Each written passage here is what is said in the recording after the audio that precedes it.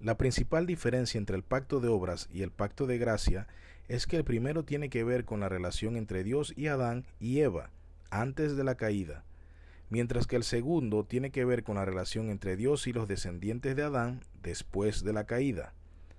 Después que el pacto de obras fue quebrantado, Dios proveyó una nueva oportunidad para redimir al ser humano. Perdonó a Adán y Eva y los redimió a pesar de su condición caída, y lo hizo fundamentado en una nueva promesa, la promesa de redención en la obra de Cristo. Las Escrituras nos dicen que somos salvos por gracia, y la gracia viene por medio de la persona y la obra de Cristo. En esta clase culminaremos la teología del pacto hablando del pacto de gracia.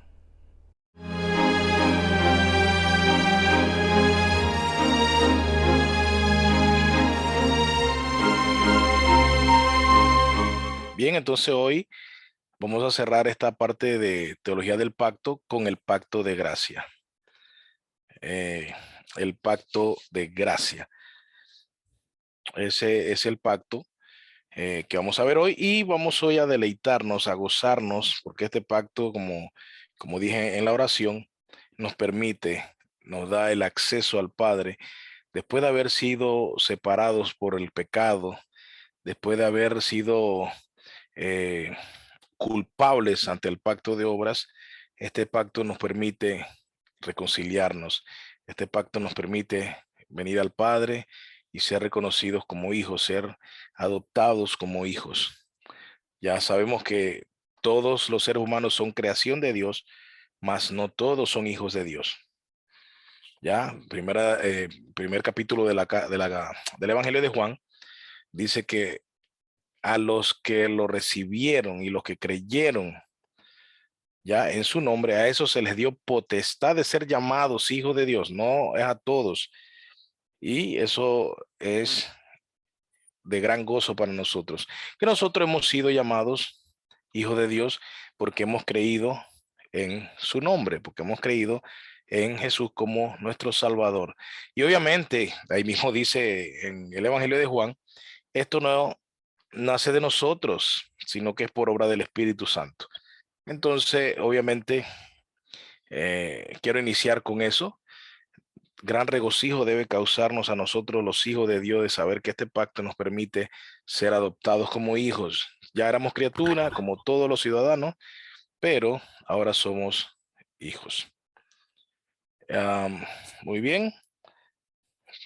Entonces, de esta manera, entonces, iniciamos con los puntos. El pacto de gracia, entonces, es el pacto por el cual todos los creyentes son salvados. Este pacto es llamado así porque es enteramente basado en la gracia de Dios y en ese favor inmerecido. ¿Ya? Y noten esto, la primera frase de de este párrafo es el pacto por el cual todos los creyentes son salvados. Y esto ya aquí nos ilumina. Esta primera frase ya nos arroja una luz increíble, impresionante, más bien que increíble, impresionante, porque lo creemos. Así que realmente digamos que impresionante, porque nos impresiona saber cómo antes de Cristo venir a la tierra en su encarnación, en su humanidad, cómo se salvaron las personas en el Antiguo Testamento, y todas se salvaron bajo ese pacto de gracia. No es sobre otro pacto. O sea, los creyentes del Antiguo Testamento no fueron salvados por el pacto de obras, fueron salvados por el pacto de gracia. Entonces, esto es muy importante y es un tema que la iglesia actual no entiende, no entiende. La iglesia actual, en su mayoría, no, obviamente, y más en Latinoamérica, me refiero a Latinoamérica, en su mayoría, al ser de una teología dispensacional, obviamente ubica la gracia en un periodo después de Cristo, hasta nuestros días y hasta la segunda venida de nuestro Salvador. Y eso provoca un problema en cuanto a la salvación de nuestros antepasados en el Antiguo Testamento. cómo se salvaba la gente del Antiguo Testamento. Entonces, este problema ha traído mucho conflicto en los corazones de miles de creyentes a nivel mundial. Entonces, es solamente bajo el pacto de gracia es que todos los creyentes, tanto en el Antiguo Testamento, desde Adán a nuestros días y hasta la segunda venida de Cristo, es que van a ser salvos por medio de este pacto. ¿Ya? Entonces, como ya hablamos, la gracia, entonces nosotros hemos enseñado en la roca, hemos hablado de favor desmerecido, aunque aquí señalamos favor inmerecido. Es cierto que el favor desmerecido es inmerecido porque tampoco se merece, pero desmerecido es, como ya lo he explicado antes, es que hacemos todo lo necesario para no merecerlo. No solamente no lo merecemos, sino que hacíamos todo lo contrario para no merecerlo. Y obviamente ahora que estamos en Cristo, esa gracia, esto ya se vuelve un favor inmerecido porque ahora por el Espíritu Santo, si hacemos en nuestra responsabilidad humana, hacemos nuestra parte en agradar al Señor. Entonces es inmerecido porque aún así no lo merecemos. Quiero que usted distinga entre esto. El hombre que recibe la gracia es favor desmerecido, porque no solo no lo merece, sino que trabaja en contra de eso. Una vez que el Espíritu Santo nos regenera, podemos hablar como de favor inmerecido ahora, porque ahora no lo merecemos, pero al menos ya no estamos como antes, que estamos en contra de, ¿ya? Entonces, eso es como, vamos a ponerlo como desde un punto para que se entienda como una escalerilla, ¿no? En cuanto a la gracia, ojo, no se me confunda que no estoy tampoco diciendo una herejía, simplemente que en concepto de distinción de una palabra y de la otra, podemos verlo como que sin Cristo, cuando estamos como el favor desmerecido es cuando estamos en enemistad con Dios. Cuando hemos sido reconciliados, entonces la gracia se convierte más en un favor inmerecido porque eh, no lo merecemos igual, pero al menos tratamos de agradar a nuestro Señor, tratamos de cumplir sus mandatos, obviamente, con la ayuda solamente del Espíritu Santo y no en nuestras fuerzas. ¿Ya? Entonces podemos hacer esa distinción un tanto eh, interesante, obviamente, porque nos ayuda a entender un poco este proceso, ¿no? Del creyente, ¿no? Ah, bien, entonces, desde una perspectiva de la teología reformada, siendo esta la única manera en que todos los creyentes son salvos. Ya dije, Antiguo Testamento, Nuevo Testamento, hasta nuestros días. Bien, aquí está lo que también dije, aplica también a los creyentes del Antiguo Testamento. Tanto el Antiguo Testamento como en el Nuevo, cada persona nace físicamente dentro de este pacto, del de obras. Nace dentro del pacto de obras. Eh, eso también es algo interesante. Cada ser humano que nace, cada niño que hoy está naciendo en algún hospital del planeta, está naciendo bajo el pacto de obras.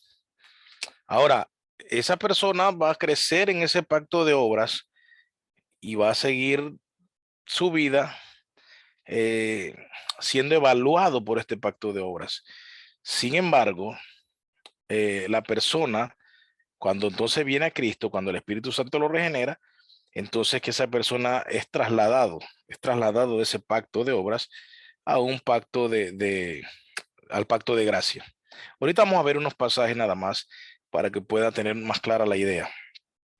Bien, entonces, para poder salir de este pacto de obras se necesita un nuevo nacimiento, lo que se conoce entonces como la doctrina de la adopción.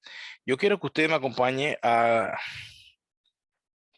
los que puedan, los que tengan su Biblia a mano, que obviamente es recomendable que siempre tengan su Biblia en las clases para consultar. Vámonos a Efesios, la carta de Pablo a los Efesios, capítulo 1.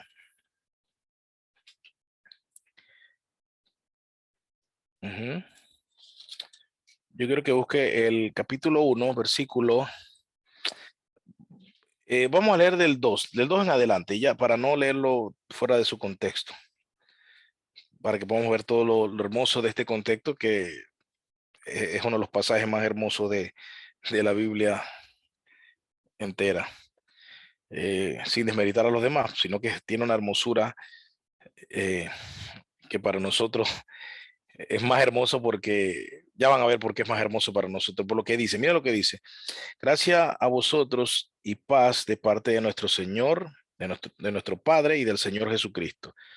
Versículo 3, entonces dice: bendito sea el Dios y Padre de nuestro Señor Jesucristo, que nos ha bendecido con toda bendición espiritual en los lugares celestiales en Cristo, según nos escogió en él antes de la fundación del mundo, para que fuéramos santos y sin mancha delante de él.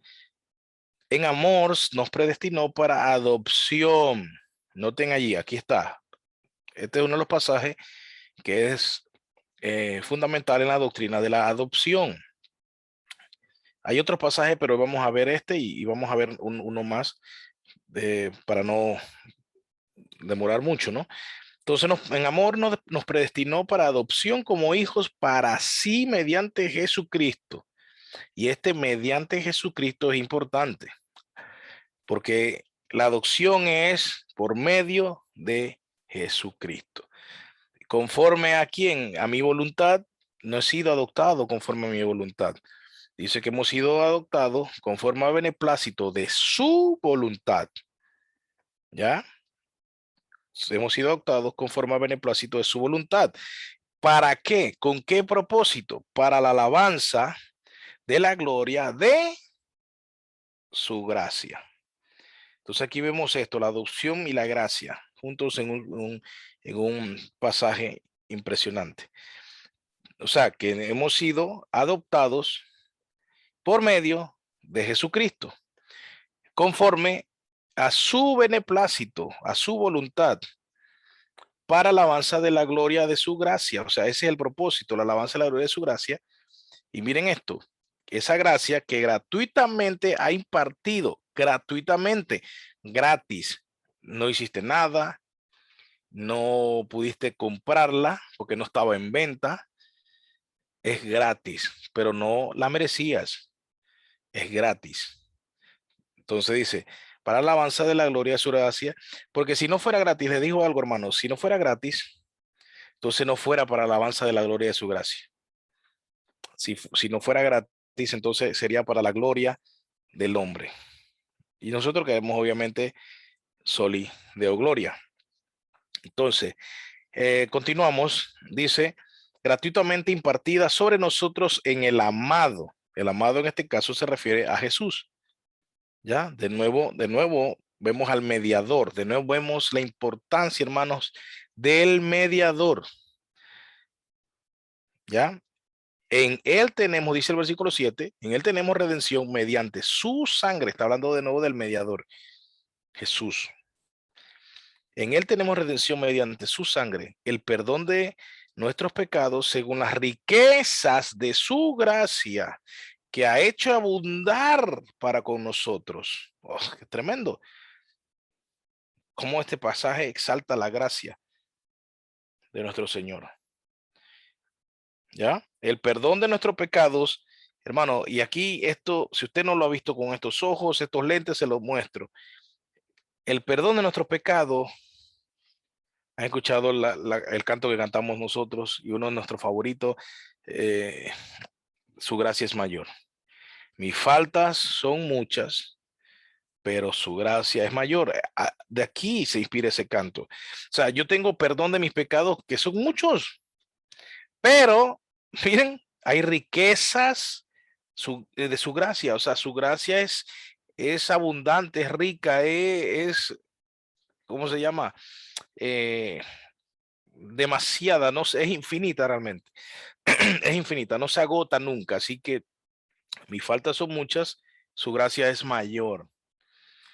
Y luego dice entonces el versículo 8 que ha hecho abundar esa riqueza. Note esto, porque acuérdense que esto tiene un problema con la división, porque esto en el griego es un solo párrafo. Es un solo párrafo hasta el versículo 14. Así que por eso vamos a leerlo con cuidado.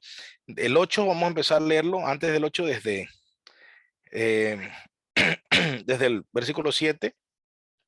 En él tenemos redención mediante su sangre, el perdón de nuestros pecados según la riqueza de su gracia que ha hecho abundar para con nosotros. Esa gracia ha hecho abundar sobre nosotros. Noten esto, en toda sabiduría y discernimiento nos dio a conocer el misterio de su voluntad, según el beneplácito que se propuso en él. Entonces vemos la importancia de este pasaje, cómo nos revela la gracia, cómo nos revela la importancia de el amado, el mediador. Por medio de él somos adoptados, somos hechos hijos. Somos hechos hijos.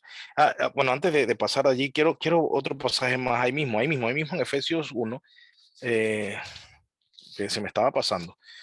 Okay. Efesios 1, voy de nuevo, ya había cerrado la Biblia. Versículo uh-huh,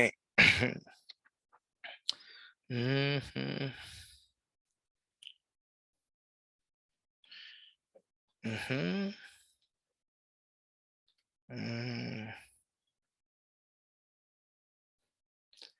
se me perdió, ahorita lo tenía en la mente, ya les digo. A ver, se me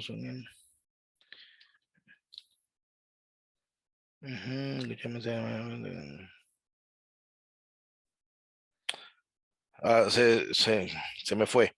Se me fue el que les iba a mostrar. Pero bueno, ahí ahorita me acuerdo y se los digo. A ver, esa es su gracia para nosotros. Ajá, después, para ver, no me recuerdo ahorita. A la adopción, aquí mismo había otro pasaje, pero bueno, después me acuerdo. Seguimos entonces adelante. El otro pasaje entonces, vamos a Colosenses, que es la carta que hemos estado estudiando. Hay un pasaje que se me fue, pero bueno, por ahí me recuerdo y lo menciono. Pero vámonos a Colosenses. Y notemos lo que dice Colosenses capítulo 1, versículo 13.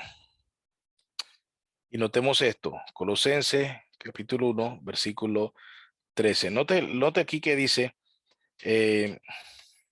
la persona, el tercer punto de esta diapositiva, mira, la persona es traspasada del pacto de obras a este pacto, al de gracia. Son adoptados y Dios se convierte en su padre y ellos disfrutan de todos sus beneficios. Ahora, ¿cómo pasa esto? ¿Cómo es que somos traspasados de un pacto de obras a un pacto de gracia también? Aquí tenemos un pasaje que nos va a dar un poquito de luz también. Notemos esto, versículo 13 del capítulo 1 de Colosenses dice, porque Él nos libró del dominio de las tinieblas. Ese dominio de las tinieblas era bajo el pacto de obras porque éramos dominados por nuestra carnalidad, nuestro pecado, y éramos esclavos de eso, ¿no? Entonces dice, y nos trasladó al reino de su Hijo amado. Noten esto, porque nos libró, y bueno, miren qué dice arriba el versículo 12, dando gracias al Padre que nos ha capacitado para compartir la herencia de los santos en luz. Noten esto, nos ha capacitado para compartir la herencia de los santos en luz. ¿Ya?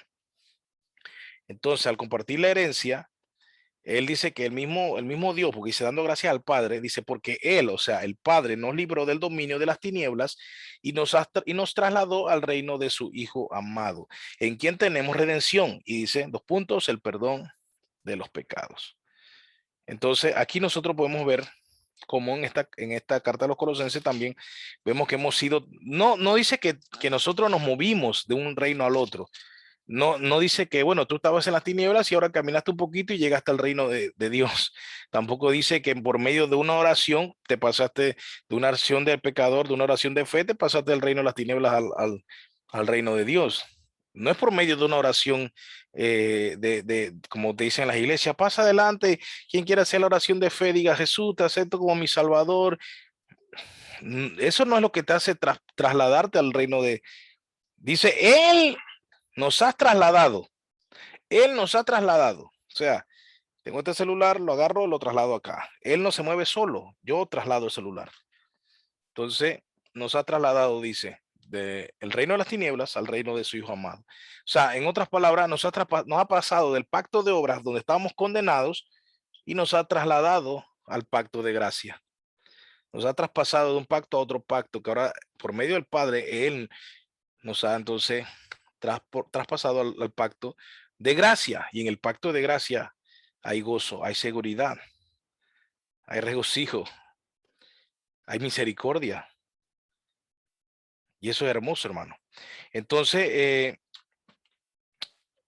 ahí te dan esos dos pasajes, el otro, de repente en el transcurso de la clase lo recuerdo. Ajá, gracias, gracias. Ajá. Bueno, vámonos, el mismo que leí, pero en otra traducción. Aquí hay una traducción muy buena. Dios decidió de antemano adoptarnos. Dios decidió, no lo decidiste tú. Dios decidió de antemano adoptarnos como miembro de su familia al acercarnos a sí mismo por medio de Jesucristo. Eso es precisamente lo que él quería hacer y le dio gran gusto hacerlo. Esta traducción está muy buena. Qué tremendo, qué tremendo. Bueno, el mismo pasaje en otra versión, pero hay otro pasaje. No importa, seguimos adelante. Ok, entonces la persona es traspasada del pacto de obras a este pacto, al de gracia, y son adoptados y Dios se convierte en su padre y ellos disfrutan de todos sus beneficios. Ok, en la imagen a continuación vamos a ver el pacto de obras ocurriendo juntamente con el pacto de gracia. Entonces vamos a ver esta imagen muy bonita casualmente. El doctor Don Galardi fue el que hizo esta imagen cuando di el curso de teología del pacto, cuando tomé el curso de teología del pacto. Entonces quiero que usted vea allí esto, quiero que le preste atención a ese cuadro, tómese su tiempo, si tiene un celular va a ser más, va a ser un lío, se va a ver muy chiquito, pero si tiene su computadora va a ver que se ve muy, muy bonito. Ok. Ujú. Bien, vemos aquí, ya recordé el pasaje, es Romanos 8:15. Bueno, vamos a buscarlo rapidito mientras vemos la imagen. Romanos 8:15. Dice Romanos 8:15, pues no habéis recibido un espíritu de esclavitud para volver otra vez eh, al temor. Noten esto, sino que habéis recibido un espíritu de adopción como hijos, por el cual clamamos, Abba, Padre. Ya, un espíritu de adopción como hijos, por el cual clamamos, Abba, Padre. Qué tremendo eso. Entonces, ahí hay otros pasajes también, hay otros pasajes, hay otro en Gálatas, hay otro pasaje, pero bueno, con estos dos ya entendemos qué es lo que se refiere a la doctrina de la adopción. Notemos aquí en este cuadro, no sé si ven mi puntero, ¿sí? Bien, ok, veamos aquí. Aquí hay dos, vamos a verlo de esta manera. Aquí está el jardín, Génesis 3:15, que es cuando se da la promesa a la mujer y a la serpiente, cuando se da este discurso tan importante en la historia de la humanidad. Aquí tenemos el periodo de los patriarcas. Aquí tenemos Éxodo del 19 al 24. Aquí tenemos la primera venida de Cristo. Aquí está la cruz, que es como está dividido aquí la historia. Aquí vemos el nuevo pacto que inaugura el Señor. Y acá entonces tenemos la segunda venida. Pero aquí nosotros podemos ver en la parte de abajo está una descripción más detallada. Vemos aquí entonces la eternidad pasada. En la eternidad pasada se da el pacto de redención. Luego viene Génesis 2. Noten esto, presten mucha atención. Entonces, Génesis 2, ¿qué está transcurriendo? El pacto de obras. Noten aquí. Génesis 2, pacto de obra. Pero miren que el pacto de obra no se acaba en Génesis 3. El pacto de obra sigue hasta la segunda venida de Cristo. Noten esto, pacto de obra. De Génesis 2, pacto de obras, hasta la segunda venida. Pero noten esto, entonces el pacto de obra, de gracia, no empieza en la cruz, hermanos. Eso es lo que yo quiero que usted vea. El pacto de gracia no empieza en la cruz. El pacto de gracia empieza en Génesis 3:15. Por eso es que todos los salvados están, para ser salvos, tienen que estar bajo el pacto de gracia, tanto en el Antiguo como en el Nuevo Testamento. ¿Ya? Entonces, todos nacemos en el pacto de obras. Todos nacemos en el pacto de obras desde Adán. Nacemos en el pacto de obras. Pero los creyentes de toda la historia de la humanidad han sido traspasados al pacto de gracia, pero el pacto de obras sigue transcurriendo, no se ha eliminado. No es que ya se acabó el pacto de obras y desde la venida del Señor, la primera, y su crucifixión y su ascensión al cielo, entonces ha iniciado el pacto de gracia hasta nuestro tiempo y la segunda venida de Cristo. No funciona de esa manera. Ya, quiero que esto le quede bien claro. Toda persona que nace va a ser bajo el pacto de obra hasta hoy. Por ejemplo, aquí respondo una pregunta que usted puede hacerse y que siempre se hace. Ahora, el pacto de obra podía salvar, ojo, ojo, el pacto de obra podría salvar. Por ejemplo, ¿y qué hacemos? La pregunta esta que ya aburre, pero bueno, vamos a citarla una vez más. Y las personas que nacen en una tribu allá que no conoce a Cristo, ¿cómo va a llegar a la gracia sin Cristo? Bueno, hermanos, el pacto de obra, si lo cumple, se salva. Si cumple el pacto de obra, se salva, hermano. Y ahí entonces entraremos en la discusión si podría cumplir el pacto de obras o no. Yo quiero que usted vea esto de esta manera. Preste mucha atención a lo que yo le voy a decir, hermano, para que usted deje de hacerse idea en su cabeza si eso pasa. El pacto de obras, cuando Dios le dijo, esto es lo que tienes que hacer y esto no, y vivirás. O sea, no necesitarías redención porque vivirás. O sea, fuiste creado en estado de pureza y si cumplías el pacto de obra, vivirás y no hay problema, no hay de qué redimirte. Entonces el hombre nace en ese pacto de obra, el hombre después de Adán, entonces Adán cae en el pacto de obras, pero bueno, si entonces una persona cumplía el pacto de obras, podía ser justificada por el pacto de obras. El problema es que nadie puede ser justificado bajo el pacto de obras. Por eso Pablo dice, por las obras de la ley nadie es justificado. Nadie es justificado. Pero es que entonces es muy difícil porque Dios es malo, puso los estándares muy altos y entonces sabe que eso nadie lo va a cumplir. No, es que Adán podía cumplirlo.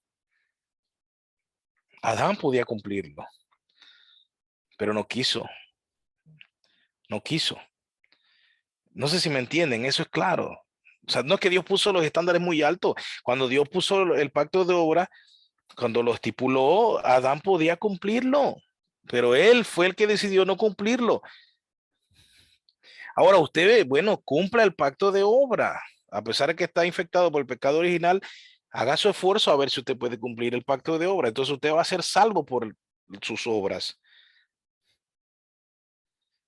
Lo cierto es que la gente, y eso es lo que quiero que usted entienda, la gente que se pierde en países donde el cristianismo no ha llegado y no saben de Cristo, no se pierden porque Dios es malo. No se pierde porque hay misioneros que no quisieron viajar a predicarle.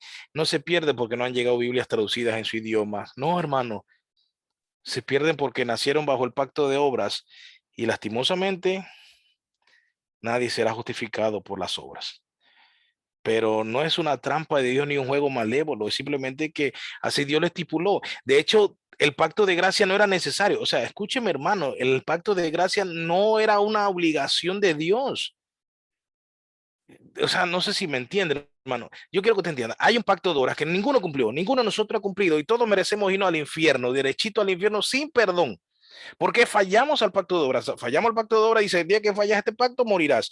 Todos hemos fallado el pacto de obra, todos. No solo Adán, todos nosotros hemos fallado el pacto de obra una y otra vez.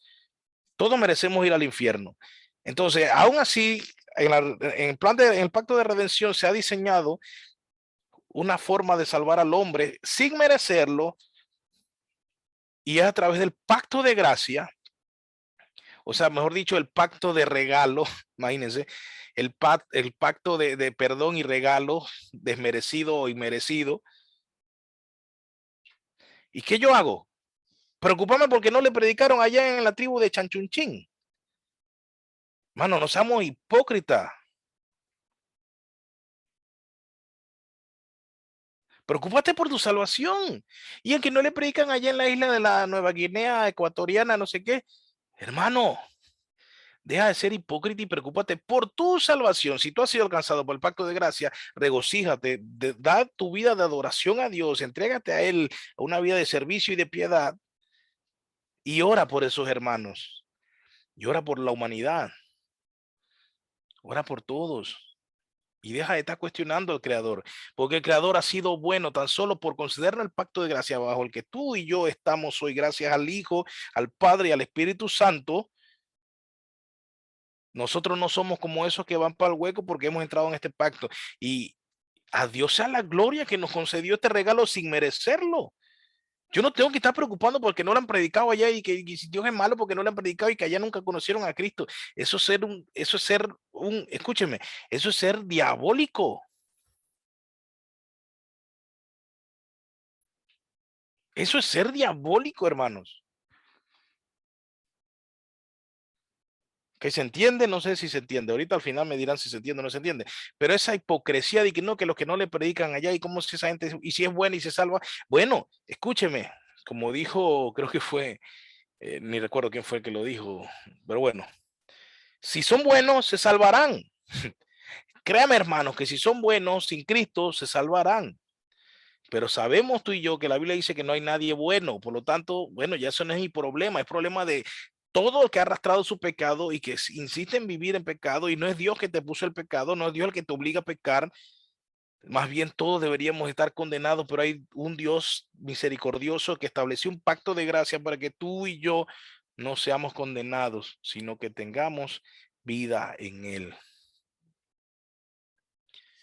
Qué tremendo, hermano, esto, ¿verdad? Esto, así que todos nacemos en el pacto de obras hasta que somos traspasados al pacto de gracia. Cuando Adán y Eva pecaron, sintieron vergüenza.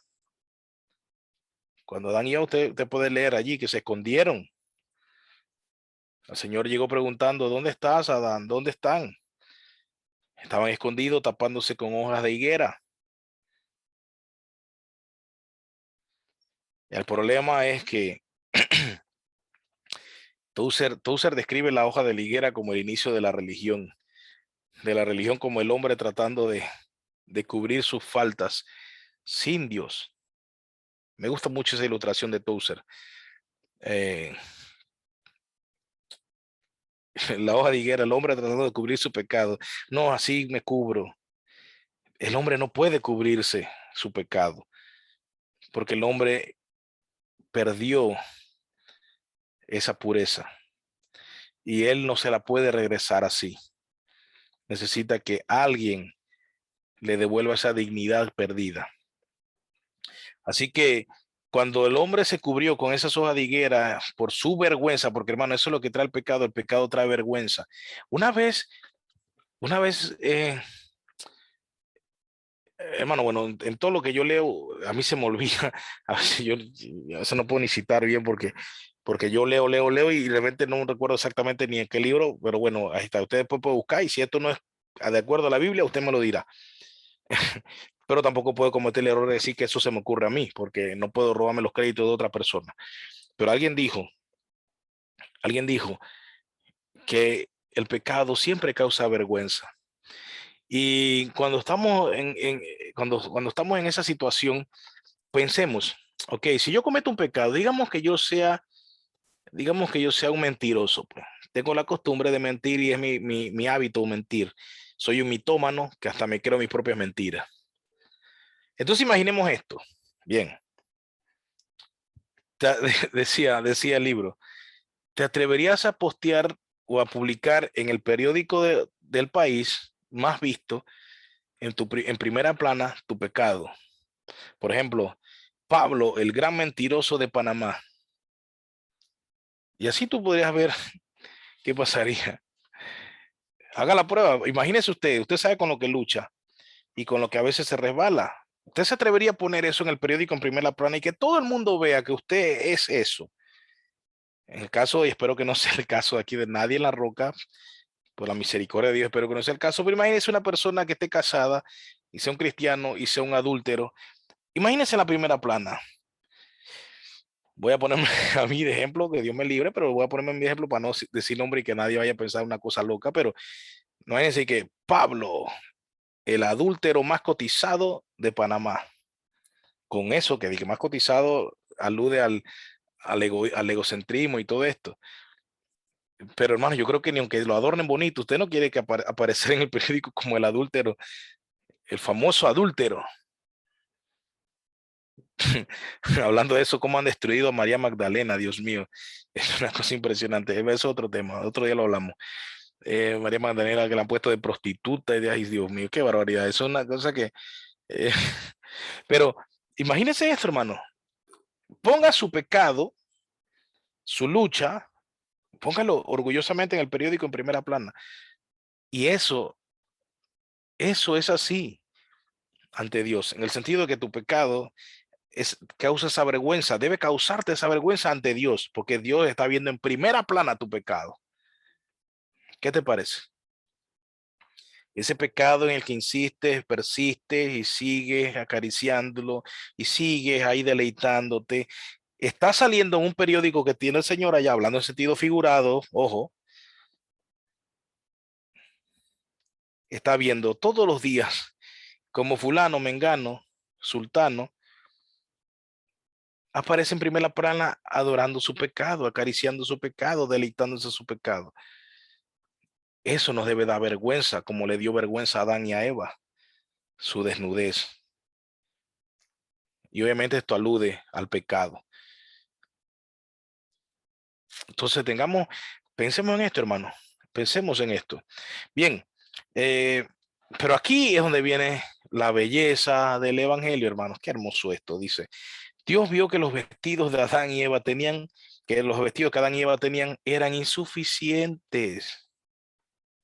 Eran insuficientes. O sea, no podían cubrir su vergüenza. Entonces él, o sea, Dios, les viste con piel animal. Ya, hermano, ya eso, hermano, eso, yo no sé para los que dicen que la gracia es después de la cruz, yo no sé a eso qué le llaman entonces, porque eso es gracia. Y el que no los haya fulminado inmediatamente, como les había dicho, que el día que comían morirían, y no hablaba de solamente espiritualmente, sino de físicamente, y no lo fulminó, eso es gracia. Y no solo eso, en vez de fulminarlo, los cubre, los cubre. Pero ¿por qué los cubrió con piel animal y no con otro par de hojas o no los cubrió con hojas de plátano que son más, más grandes? Por decirlo así, no sé si había plátano en el jardín, pero por poner un ejemplo, ¿no? Pero el significado de eso, que él los cubriera con piel animal, es lo que continúa aquí. Lo que se muestra allí de manera muy temprana es que una criatura viviente, noten esto, hermano, esto, si usted esto no lo conmueve, usted no sé qué hace aquí entonces. Pero lo que se muestra aquí de una manera muy temprana es que una criatura viviente perdió su vida por causa del pecado del hombre. Y ya usted sabe a qué apunta eso, hermano. Ya usted sabe a qué apunta eso. O sea, una criatura inocente perdió su vida por causa del pecado del hombre. Y esta criatura inocente no era un hombre, hermano, en esa época, porque entonces ya no había hombre inocente. Imagínense. Dios mismo mató al animal por causa del pecado. Y no pensemos ahora que, ay, Dios mató y dijo no matará. No, de eso son estupideces, hermano. Ya eso no podemos estar preguntándonos esas cosas. Eso ni en la escuela dominical ya se pregunta, hermano. Hay gente que hasta en la gracia quiere ver locura y no pregunte eso. Dios mató al animal por causa del pecado de ellos, porque eso tenía un simbolismo y porque Él es el creador de todo y hace lo que quiere, cuando quiere, según el beneplácito de su voluntad. Y aún así es incapaz de pecar y de producir mal. ¿Ya? Entonces Dios mató al animal por causa del pecado de ellos porque eso apuntaba. Y miren esto, a través de este acto, Dios instituyó el pacto de gracia. Ahí él dijo, o sea, cuando el Señor mata a este animal y con sus pieles cubre, con su piel cubre a Adán y a Eva, Está diciendo, un día mi hijo morirá para cubrir su pecado, para cubrir su vergüenza. Imagínense eso, hermano. Hasta que, por eso le digo, si usted eso no le da a mí, se me van los ojos. Qué tremendo. Y ese pacto de gracia que aunque no sabían muy bien, no entendía muy bien la gente, fue reafirmado por Abraham, por Moisés y por sus descendientes. Cuando mataban cuando sacrificaban el animal, hermano, no era porque los israelitas sabían que, o sea, pensaban o ellos, bueno, ese animal me va a perdonar mis pecados. No, hermano, porque los que creyeron por medio, o sea, los que fueron salvos por medio de la fe, igual que nosotros en el Antiguo Testamento, ellos decían, no, es que ese animal representa el sacrificio que se dará en un futuro por nosotros. Ellos no entendían muy bien, pero sabían que ese animal no era el que los perdonaba. Y sabían que ese animal era un símbolo. Ellos decían, porque imagínense, no creo que eran tan tontos, y la Biblia no nos da señal de eso, de que, o sea, ponían todos los pecados del pueblo sobre un animal.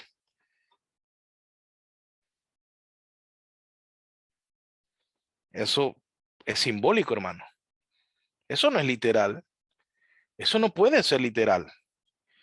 O como, ¿quién veía los pecados y poniéndose en el macho cabrío o en el cordero? Eso no se podía ver. Eso es simbólico, es un acto de fe. Es un acto de fe. Una vez, como ya he dicho varias veces, ay, ¿cómo se salvó la gente? Ah, por los sacrificios. No, hermano. Se salvaba por el sacrificio de Cristo. Ya, entendamos eso, hermano. Bien, aunque no lo veían, sabían que venía. Bien, por la fe, como dice el escritor de Hebreos. Bien, Dios prometió entonces redención a través de un hijo de Adán, no de un animal luego. El animal era un símbolo, pero el hijo, un hijo de Adán, o sea, un hombre, que tampoco entendían bien ellos, pero era el Dios encarnado, el Emanuel, el Dios con nosotros. Y ahí entendemos que el pacto de gracia se fue, cada época se fue revelando un poco más y un poco más. Dios entonces permitió esto y esto fue una enseñanza que se fue transmitiendo. Entonces, hermano, usted sabe cómo es chismoso el hombre. ¿Y tú crees que eso que pasó con Adán no se corrió rápido?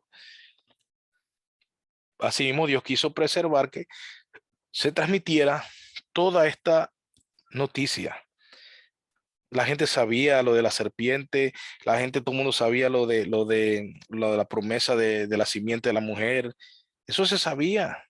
La gente sabía que Dios había cubierto a Adán y Eva con pieles. O sea, Adán se lo enseñó a sus hijos, inclusive hasta Caín lo sabía. Caín fue condenado porque sabiendo eso no lo respetó, le valió, no le importó. Él quiso venir ante Dios como a él le daba la gana, sin respeto, sin adoración, sin arrepentimiento, y obviamente con su propio Dios hecho en su cabeza, a su manera, bajo sus caprichos, bajo su pecaminosidad y bajo su irrespeto total. Por eso es que Juan dice que sus obras, las de Caín, eran malas. Ojo, no dijo que un tiempo hizo obras buenas y otras malas. El escritor de Juan, o sea, mismo Juan, en la primera carta de Juan dice que las obras de Caín eran malas. Eran malas. ¿Ya?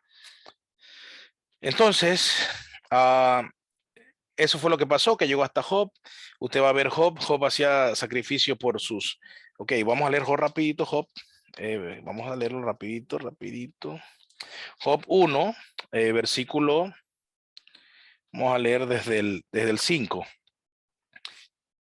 Decía, dice, y sucedía que cuando los días del banquete habían pasado, Job enviaba a buscarlos, o sea, a los hijos, ¿no? Dice, Job enviaba a buscarlo y los santificaba. Note esto, los santificaba. Y levantándose temprano ofrecía holocaustos conforme al número de todos ellos. ¿Por qué? Dice, porque decía Job, quizás mis hijos hayan pecado y maldecido a Dios en sus corazones. Así hacía Job siempre.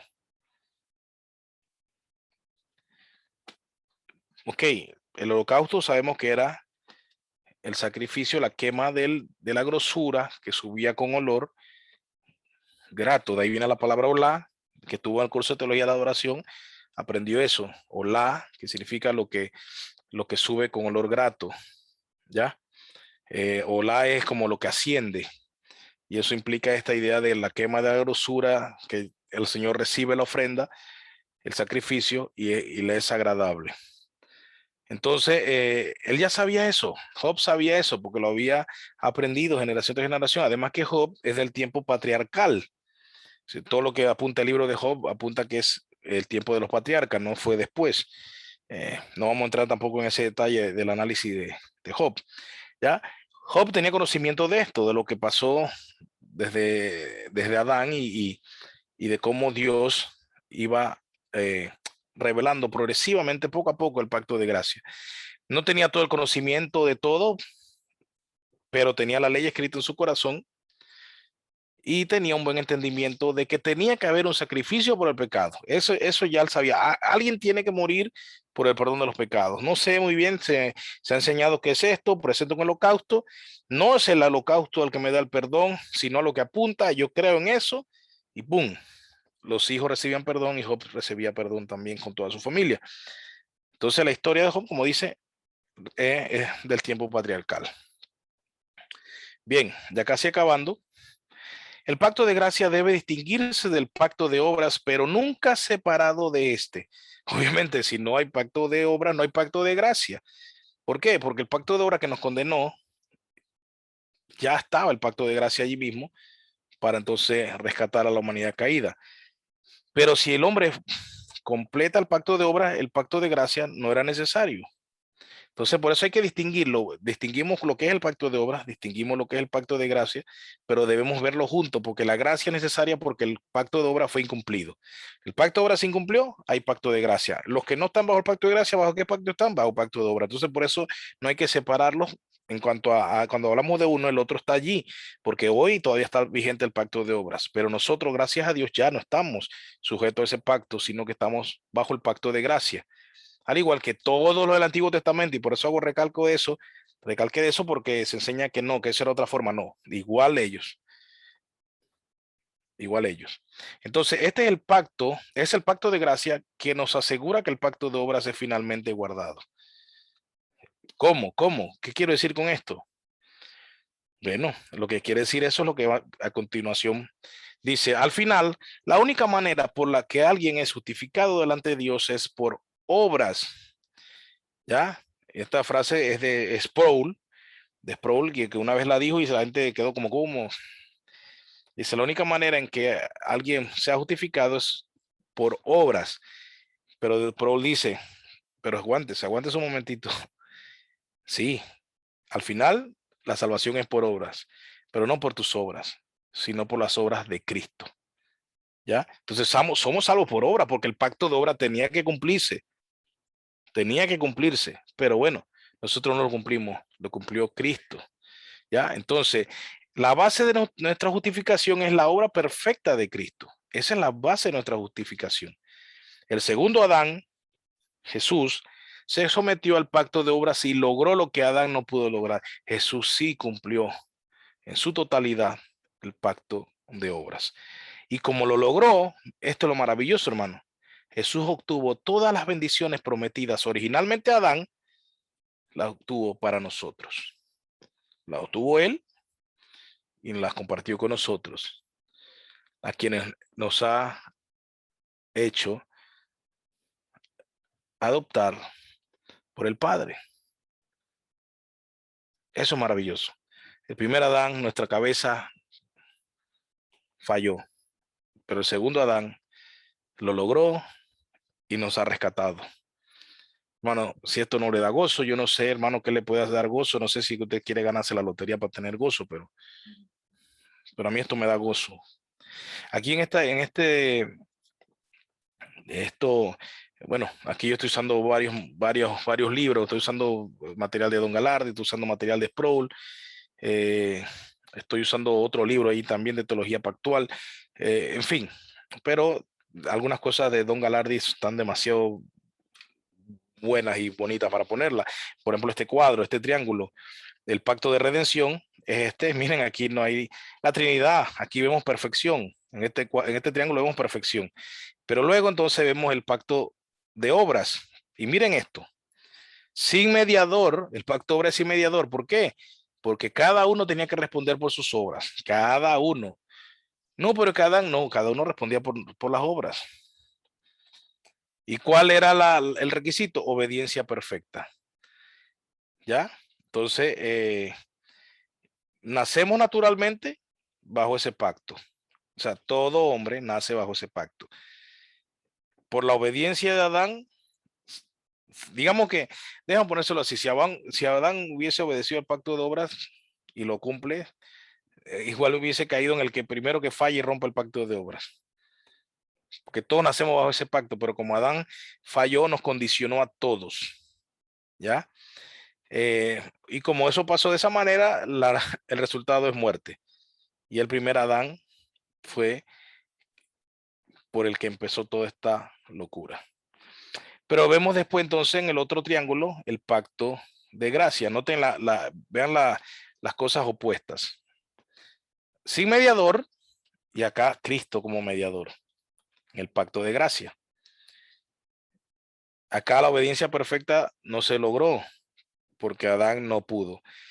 Pero acá vemos perfecta obediencia activa, o sea, Jesús cumplió todos los requisitos del pacto de obra.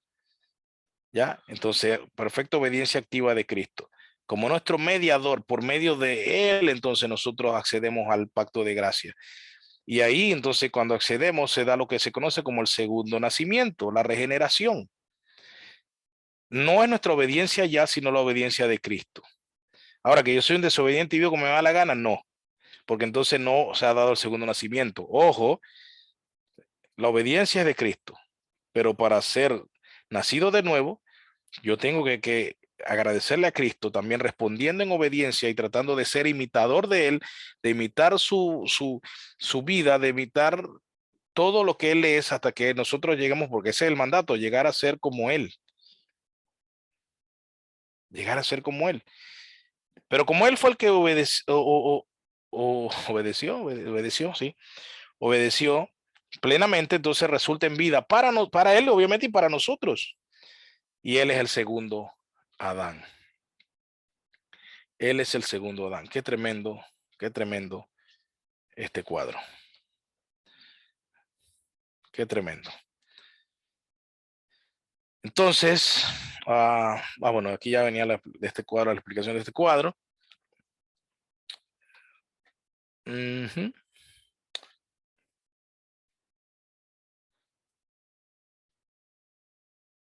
esa manera, entonces, ya terminamos la clase de teología del pacto.